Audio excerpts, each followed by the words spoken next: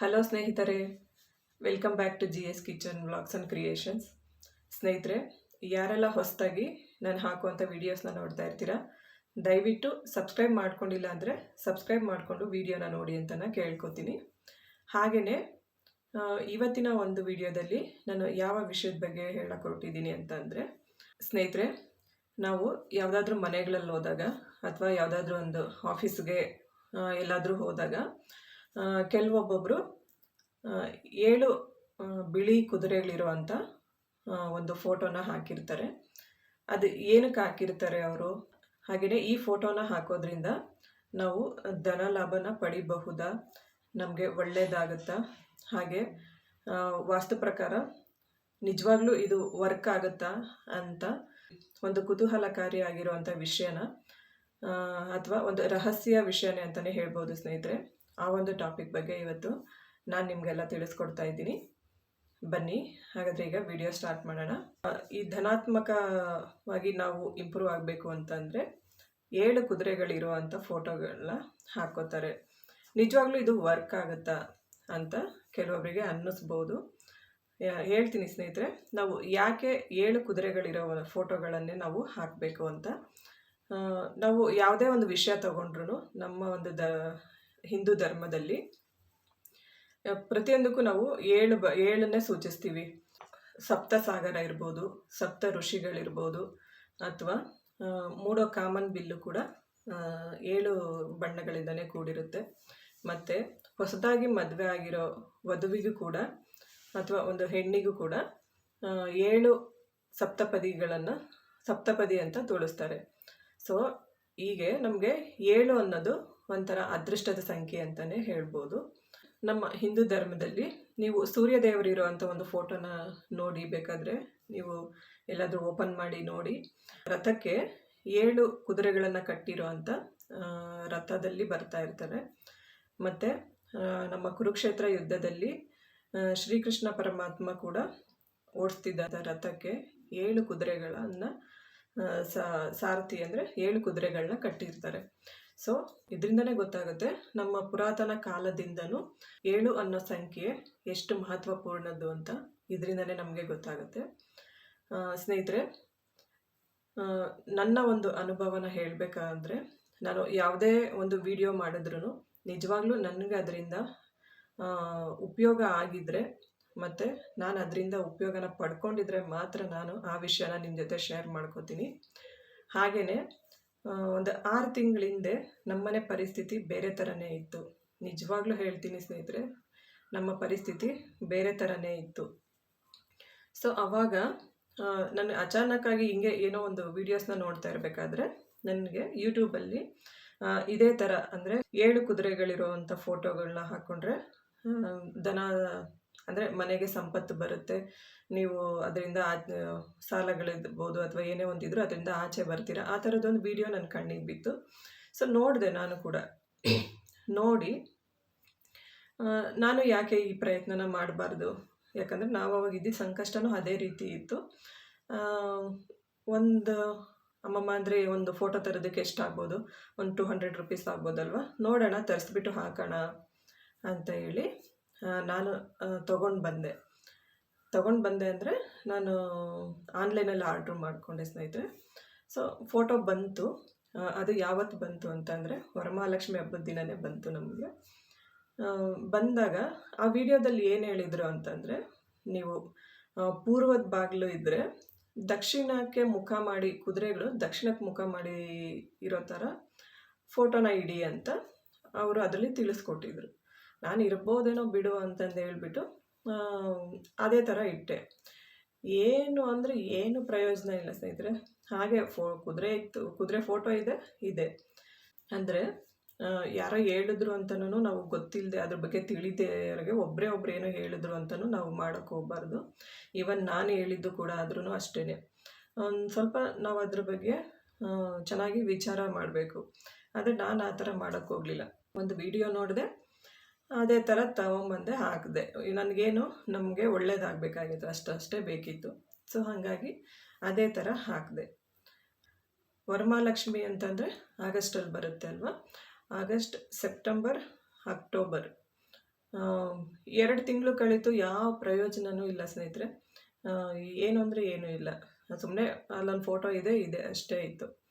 ಆಮೇಲೆ ನಮ್ಮ ಮನೆಯವರು ಬಂದು ಎಲೆಕ್ಟ್ರಿಷಿಯನ್ ವರ್ಕ್ ಮಾಡೋದು. ಸೊ ಅವರು ಒಬ್ಬರು ಮನೆಗೆ ಹೋಗಿದ್ರಂತೆ.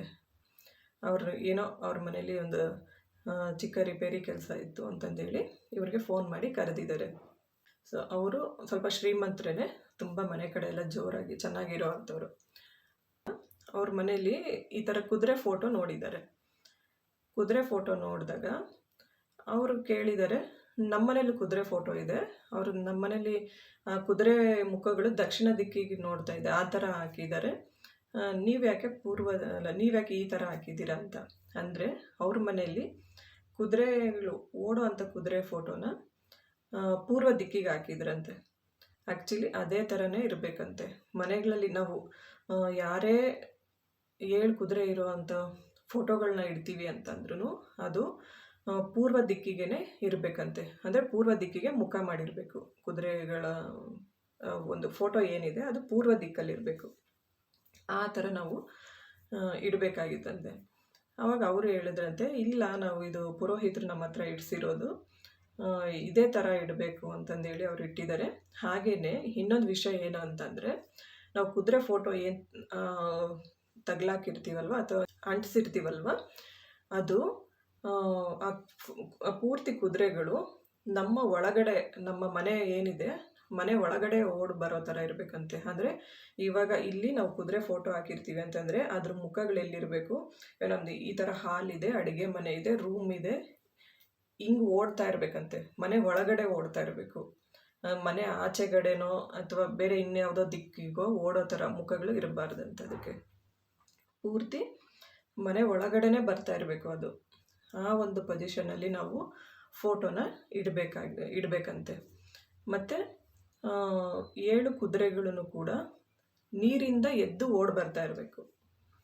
ನೀರಿಂದ, ಸಮುದ್ರ ಇರ್ಬೋದು ಅಥವಾ ಏನೇ ಒಂದು ನೀರು ಪ್ರದೇಶದಿಂದ, ನೀರಿರುವಂಥ ಒಂದು ಜಾಗದಿಂದ 7 ಕುದುರೆಗಳನ್ನು ಸಮವಾಗಿ ಎದ್ದು ಓಡಿ ಬರ್ತಾ ಇರಬೇಕಂತ. ಆ ರೀತಿ ಇರುವಂಥ ಒಂದು ಫೋಟೋನ ಹಾಕಿದ್ರೆ ತುಂಬ ಅಂದರೆ ತುಂಬಾ ಒಳ್ಳೆಯದಾಗುತ್ತೆ ಸ್ನೇಹಿತರೆ.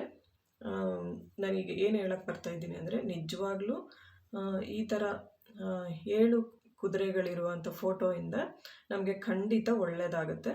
ಮತ್ತು ನಾವು ಅದನ್ನು ಕರೆಕ್ಟ್ ದಿಕ್ಕಲ್ಲಿ ಇಟ್ಕೋಬೇಕು ಅಷ್ಟೇ. ನೋಡಿ ಅದ್ರ ಬಗ್ಗೆ ಸ್ವಲ್ಪ ಏನಾದರೂ ತಿಳ್ಕೊಂಡು ಅದನ್ನು ನಾವು ಕರೆಕ್ಟ್ ದಿಕ್ಕಲ್ಲಿ ಇಟ್ಟಾಗ ನಿಜವಾಗ್ಲೂ ಅದು ವರ್ಕ್ ಆಗುತ್ತೆ. ಸುಮಾರು ಒಂದು 2 ತಿಂಗಳು ಆಯಿತು ಅನಿಸುತ್ತೆ ನಾನು ಆ ಕಡೆ ಇಟ್ಟು. 2 ತಿಂಗಳಿಂದ ನಮ್ಮನೆ ಪರಿಸ್ಥಿತಿ ಎಷ್ಟು ಸುಧಾರಿಸಿದೆ ಅಂತ ಅಂದರೆ, ಅದು ನಾವು ಅನುಭವಿಸ್ದವ್ರಿಗೆ ಅಷ್ಟೇ ಆ ಖುಷಿ ಗೊತ್ತಿರುತ್ತೆ. ಅಷ್ಟು ಒಳ್ಳೆಯದಾಗ್ತಾ ಇದೆ. ಈ ಥರ ಯಾರಾದರೂ ನೀವು ಕೂಡ ಕಷ್ಟದಲ್ಲಿದ್ದು ಒಳ್ಳೆಯದಾಗಬೇಕು ಅಂತ ಅಂದ್ಕೊಂಡಿದ್ರೆ ನಿಜವಾಗ್ಲೂ ಇವತ್ತೇ ಹೋಗಿ 7 ಕುದುರೆಗಳು, ಅಂದರೆ ಬಿಳಿ ಬಣ್ಣ ಇರುವಂಥ ಕುದುರೆಗಳ ಫೋಟೋವನ್ನು ತಂದು ನೀವು ಮನೆಯಲ್ಲಿ ಹಾಕ್ಕೊಳ್ಳಿ. ಅದು ಪೂರ್ವ ದಿಕ್ಕಿಗೆ ಹಾಕ್ಕೊಳ್ಳಿ. ನಾನು ಅದು ಫೋಟೋ ಕೂಡ ತೋರಿಸ್ತೀನಿ ನಾನು ನಿಮಗೆ. ನಾನು ಎಲ್ಲಿ ಹಾಕಿದ್ದೀನಿ, ಫಸ್ಟು ಎಲ್ಲಿ ಹಾಕಿದ್ದೆ, ಅದಾದಮೇಲೆ ಇವಾಗ ತೆಗೆದು ಎಲ್ಲಿ ಹಾಕಿದ್ದೀನಿ ಅಂತ ಕೂಡ ತೋರಿಸ್ತೀನಿ. ಅದಕ್ಕೂ ಮುಂಚೆ ನಾನು ಈ ವಿಷಯ ಎಲ್ಲ ನಿಮ್ಮ ಹತ್ರ ಶೇರ್ ಮಾಡ್ಕೋಬೇಕಾಗಿತ್ತು. ನಿಜವಾಗ್ಲೂ ಯಾರಾದರೂ ಆರ್ಥಿಕ ಸಂಕಷ್ಟದಿಂದ ಇದ್ದರೆ ಅಥವಾ ಮನೇಲಿ ನೆಮ್ಮದಿ ಇಲ್ಲ, ಕಿರಿಕಿರಿ, ಯಾವಾಗಲೂ ಕಿರಿಕಿರಿ ಇರುತ್ತೆ, ಮನೆ ಶಾಂತಿ ಬೇಕು, ಈ ಥರ ಏನಾದರೂ ಇದ್ದರೆ, ಮತ್ತು ತುಂಬ ಸಾಲ ಇದೆ, ನಾವು ಧನಾತ್ಮಕವಾಗಿ ಅಥವಾ ಆರ್ಥಿಕವಾಗಿ ನಾವು ಮುಂದೆ ಬರಬೇಕು ಅನ್ನೋವಂಥ ಒಂದು ಆಸೆ ಇದ್ದರೆ ಖಂಡಿತ ನೀವು ಇವತ್ತೇ ಹೋಗಿ ಎಲ್ಲಾದರೂ ಸಿಕ್ಕಿದ್ರೆ 7 ಬಿಳಿ ಕುದುರೆಗಳಿರುವಂಥ ಒಂದು ಫೋಟೋವನ್ನು ತಂದು ಹಾಕ್ಕೊಳ್ಳಿ.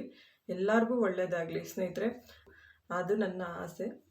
ತೋರಿಸ್ತೀನಿ ನೋಡಿ ನಾನು ಎಲ್ಲಿ ಇಟ್ಟಿದ್ದೀನಿ ಅಂತ. ಸ್ನೇಹಿತರೆ, ಇದು ಬಂದು ನಮ್ಮದು ಮೇನ್ ಡೋರು, ಅಂದರೆ ಪೂರ್ವ ದಿಕ್ಕಿಗಿದೆ. ಇದು ಡೋರು ಪೂರ್ವ ದಿಕ್ಕಿಗಿದೆ. ಇಲ್ಲಿಂದ ನೋಡಿದ್ರೆ ನೋಡಿ, ಅಪೋಸಿಟ್ಟೇ ಪೂರ್ವ ದಿಕ್ಕಿಗೆ ನಾನು ಫೋಟೋನ ಹಾಕಿದ್ದೀನಿ.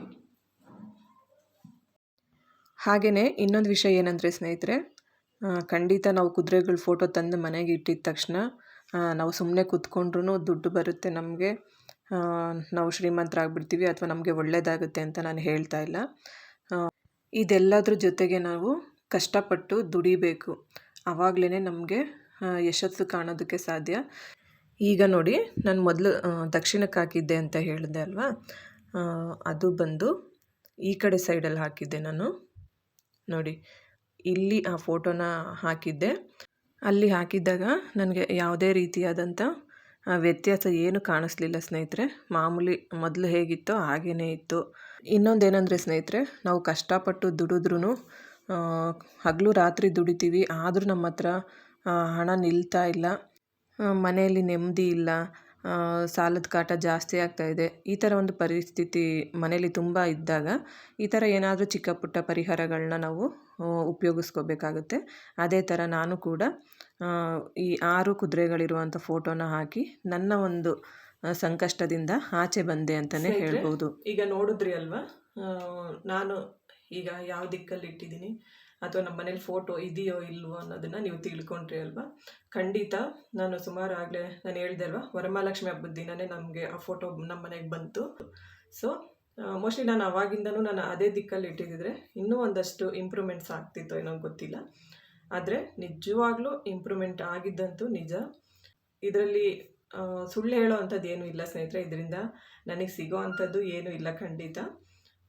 ಯಾರಾದರೂ ಒಬ್ರಿಗೆ ಉಪಯೋಗ ಆದ್ರೂ ಅದರಿಂದ ಅವರು ಎಷ್ಟೋ ನೆನೆಸ್ಕೋತಾರೆ ಅಲ್ವಾ. ಅವರ ಆ ಕಷ್ಟದಿಂದ ಆಚೆ ಬಂದಾಗ, ನಾವೇನೋ ಒಂದು ದೊಡ್ಡ ಕಷ್ಟದಲ್ಲಿ ಇರ್ತೀವಿ, ಏನೋ ಒಂದು ಪರಿಹಾರ ಮಾಡಿಕೊಂಡು ಆ ಕಷ್ಟದಿಂದ ಆಚೆ ಬಂದಾಗ ಎಷ್ಟು ಖುಷಿ ಆಗುತ್ತೆ, ಅಥವಾ ಅವ್ರ ಬಗ್ಗೆ ನಾವೆಷ್ಟು ನೆನೆಸ್ಕೋತೀವಿ ಅಲ್ವಾ. ಸೊ ಆ ಒಂದು ವಿಚಾರಕ್ಕೆ ನಾನು ಯಾರಿಗಾದ್ರೂ ಒಬ್ರಿಗಾದ್ರೂ ಉಪಯೋಗ ಆಗಲಿ ಇದರಿಂದ ಅಂತ ನಾನು ಯೋಚನೆ ಮಾಡಿ ಈ ಒಂದು ವಿಡಿಯೋನ ಮಾಡಿದ್ದು. ಒಂದು ಆಫೀಸಲ್ಲಿ ಏನಾದರೂ ಇಟ್ಕೋಬೇಕು ಅಂತ ಅಂದರೆ, ಆಫೀಸಲ್ಲಿ ಯಾರು ಆಫೀಸ್ಗಳಲ್ಲಿ ಈ ಫೋಟೋನ ಹಾಕಿರ್ತಾರಲ್ಲ ಅವರು ದಕ್ಷಿಣ ದಿಕ್ಕಿಗೆ ಇಟ್ಕೋಬೇಕು ಅಂತ ಹೇಳ್ತಾರೆ. ಯಾಕಂದರೆ ಅವ್ರಿಗೆ ಹಣದ ಜೊತೆಗೆ ಹೆಸರು ಕೂಡ ಬರಬೇಕಾಗುತ್ತೆ. ಸೊ ಹಾಗಾಗಿ ಅವರು ಆಫೀಸಲ್ಲಿ ಇಟ್ಕೊಂಡವ್ರು ಮಾತ್ರ ದಕ್ಷಿಣ ದಿಕ್ಕಿಗೆ ಇಡಬೇಕಂತೆ. ಮನೇಲಿ ಫೋಟೋ ಇಡ್ತೀವಿ ಅನ್ನೋರು, ಅವರು ನಮ್ಮ ಮನೆ ಮೈನ್ ಡೋರು ಯಾವುದೇ ದಿಕ್ಕಿಗಿದ್ರೂ ನಾವು ಫೋಟೋ ಮಾತ್ರ ಪೂರ್ವ ದಿಕ್ಕಿಗೆ ಹಾಕೋಬೇಕಾಗುತ್ತೆ. ಇದು ನಮ್ಮ ಮನೆಯವರಿಗೆ ಅವರ ಒಂದು ಫ್ರೆಂಡ್ ಹೇಳಿರುವಂಥ, ಅಂದರೆ ಅವರು ಸ್ವಲ್ಪ ಇದ್ರ ಬಗ್ಗೆ ಎಲ್ಲ ತಿಳ್ಕೊಂಡಿದ್ದಾರಂತೆ. ಇದೆಲ್ಲ ಅವರು ನಮ್ಮ ಮನೆಯವ್ರಿಗೆ ಹೇಳಿದ್ದು. ಸೊ ಅವರು ಬಂದು ನನಗೆ ಹೇಳಿದ್ದು, ಅದೇ ವಿಷಯನ ನಾನು ನಿಮ್ಮ ಜೊತೆ ಶೇರ್ ಮಾಡ್ಕೋತಾ ಇದ್ದೀನಿ ಸ್ನೇಹಿತರೆ. ಇಲ್ಲಿಗೆ ಈ ವಿಡಿಯೋನ ಮುಗಿಸ್ತಾ ಇದ್ದೀನಿ. ವಿಡಿಯೋ ಇಷ್ಟ ಆದರೆ ಲೈಕ್ ಮಾಡಿ, ಶೇರ್ ಮಾಡಿ, ಕಮೆಂಟ್ ಮಾಡಿ. ಹಾಗೆ ನನ್ನ ಚಾನಲ್ನ ಸಬ್ಸ್ಕ್ರೈಬ್ ಮಾಡ್ಕೊಳ್ಳಿ. ನನಗೆ ಯಾವಾಗಲೂ ಹೀಗೇ ಸಪೋರ್ಟ್ ಮಾಡ್ತಾಯಿರಿ ಅಂತ ನಾನು ಕೇಳ್ಕೊತೀನಿ. ಸರ್ವೇ ಜನ ಸುಖಿನೋ ಭವಂತು. Thanks for watching.